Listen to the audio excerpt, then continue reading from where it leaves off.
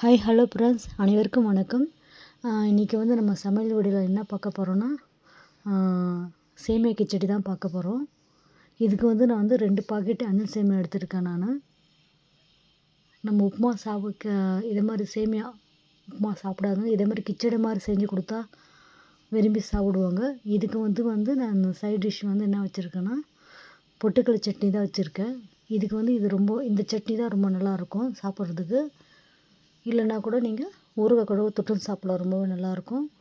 பாருங்கள் எப்படி செஞ்சுருக்கேன்ட்டு. வாங்க அது வந்து எப்படி செஞ்சுருக்குன்னு உங்களுக்கு நான் வந்து இதில் சொல்கிறேன் பாருங்கள். நான் வந்து இதுக்கு வந்து 2 பாக்கெட் அணில் சேமியா எடுத்துருக்கேன் நான். உங்களுக்கு அடுத்து நான் வீடியோவில் இதில் காட்டுறேன் நான். பாருங்கள், இதுதான் அணில் சேமியா. இந்த பாக்கெட் தான் நான் எடுத்துருக்கேன், 2 பாக்கெட்டு. இதில் தான் வந்து நான் சேமியா கிச்சடி செய்ய போகிறேன் நான். நல்லா பாருங்கள், அணில் சேமியா.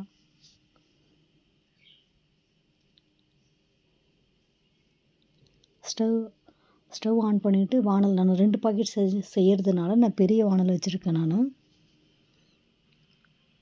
வானல் நல்லா காஞ்ச உடனே ஆயில் சேர்த்துக்கலாம். தேவையான அளவு ஆயில் சேர்த்துட்டு கடலைப்பருப்பு உளுந்தம்பருப்பு சேர்த்துக்கலாம். எண்ணெய் காஞ்ச உடனே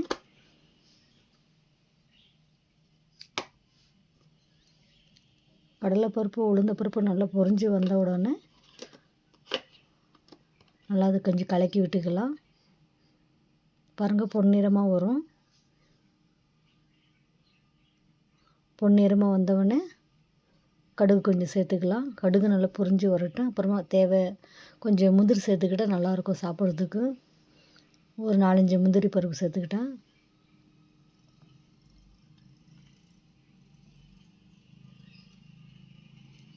முந்திரி போட்டு நல்லா கலக்கி விடுங்க. நல்லா பொரிஞ்சு பொன்னிறமாக வரட்டும். நல்லா கொஞ்சோண்டு கறிவேப்பிலை தழை கொஞ்சம் போட்டுங்க. கறிவேப்பிலை தழை நல்லா பொரிஞ்சு வந்தோடனே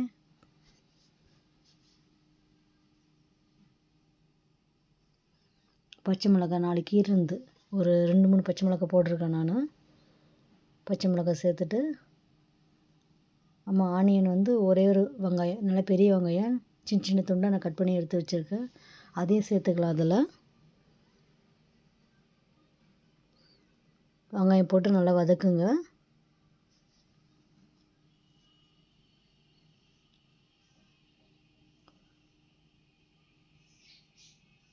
அந்த வெங்காயத்தோட பச்சை வாசனை போன உடனே நான் கேரட்டு பீன்ஸும் ஆல்ரெடி நான் கட் பண்ணி எடுத்து வச்சுருக்கேன். இதே மாதிரி ரொம்ப சின்ன துண்டாக கட் பண்ணிங்க. அது வந்து எண்ணெயில் நல்லா வேகணும். கேரட்டு பீன்ஸ் வந்து நல்லா வேகட்டும் எண்ணெயில். நீங்கள் தனியாக செப்பரேட்டாக வேக வைக்கணும்னு அவசியம் கிடையாது. நம்ம வெங்காயம் போட்டுட்டு இந்த ஆவிலே அது அப்படியே வேக வைக்கலாம். அப்படியே வந்துடாது. ஏன்னா நம்ம சின்னதாக கட் பண்ணியிருக்கோம். அதனால் இதில் வேகட்டும் ஃப்ரெண்ட்ஸ்.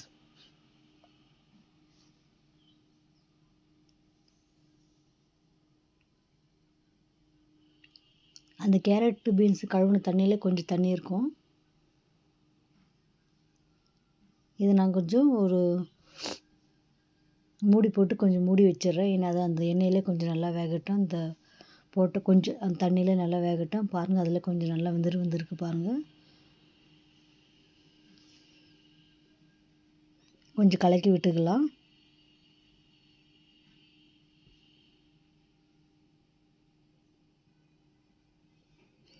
திருப்பி இன்னும் கொஞ்சம் ஒரு 10 நிமிஷம் நம்ம கேப் போட்டு மூடி வைக்கலாம்.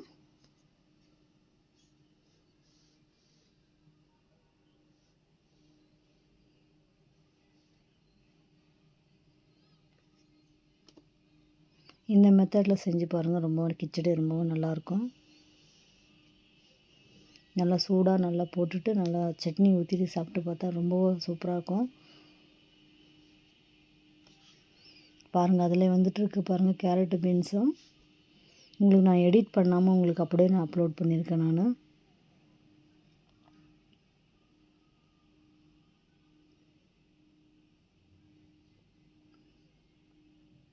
பாருங்கள், அதில் நல்லா வெந்துட்டுருக்கு.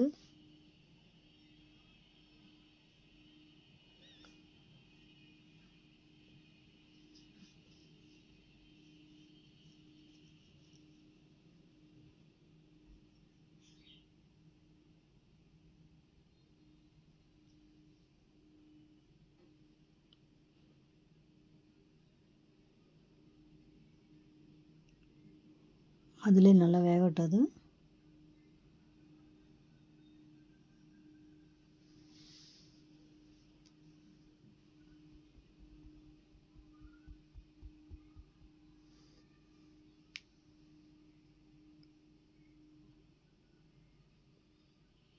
இப்போ ஓப்பன் பண்ணி பார்க்கலாம்.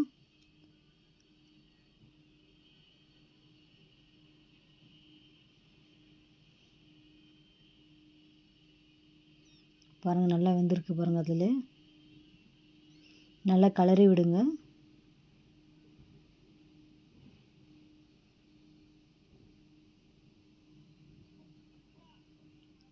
அதே நல்லா கேரட் பீன்ஸ் வந்து நல்லா வெந்துருச்சு பாருங்கள். இதுக்கு வந்து நம்ம தேவையான அளவு வந்து தண்ணி ஊற்றிக்கலாம்.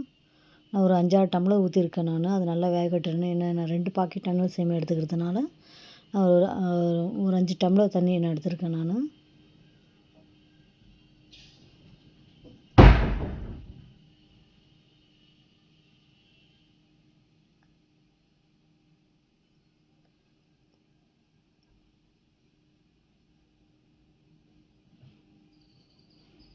ஒரு 5-6 டம்ளர் எடுத்திருக்கேன் நான்.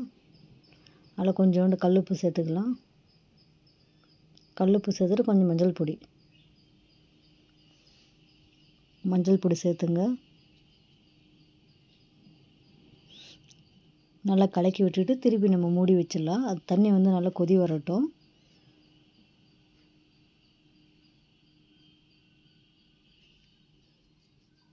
தண்ணி நல்லா கொதி வரட்டும். பாருங்கள் நல்லா கொதி வந்துருச்சு பாருங்கள். இப்போ வந்து நம்ம கட் பண்ணி தட்டில் கொட்டி வச்சு அந்த சேமியா வந்து நம்ம அதில் சேர்த்துக்கலாம்.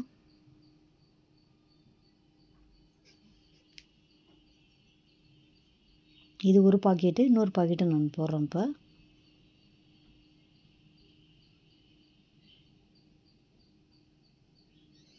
போட்டுட்டு நல்லா கலக்கி விடுங்க.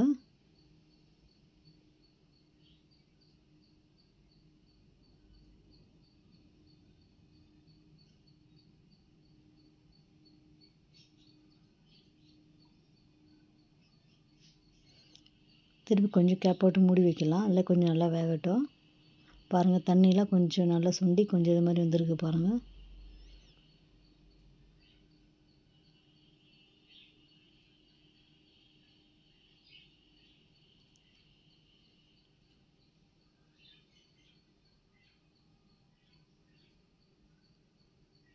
இதில் கொஞ்சம் கொத்தமல்லி தூவிட்டு இன்னொரு வாட்டி கொஞ்சம் நல்லா மூடி வைக்கலாம். தண்ணியெலாம் பாருங்கள் நல்லா தீர்ந்துருச்சு. ஃபுல்லு தண்ணி இல்லை. இப்போ கொஞ்சம் அந்த கொத்தமல்லி வாசனோட நல்லா இருக்கிறதுக்கு ஒரு 10 நிமிஷம் நம்ம வந்து கேப் போட்டு திருப்பி மூடி வைக்கலாம். அப்போ தான் அந்த கொத்தமல்லி வாசலாம் போய் நல்லாயிருக்கும் சாப்பிட்றதுக்கு. அவ்வளோதான் ஃப்ரெண்ட்ஸ், ரெடி ஆகிடுச்சு. Okay bye. நெக்ஸ்ட் வீடியோவில் சந்திக்கலாம்.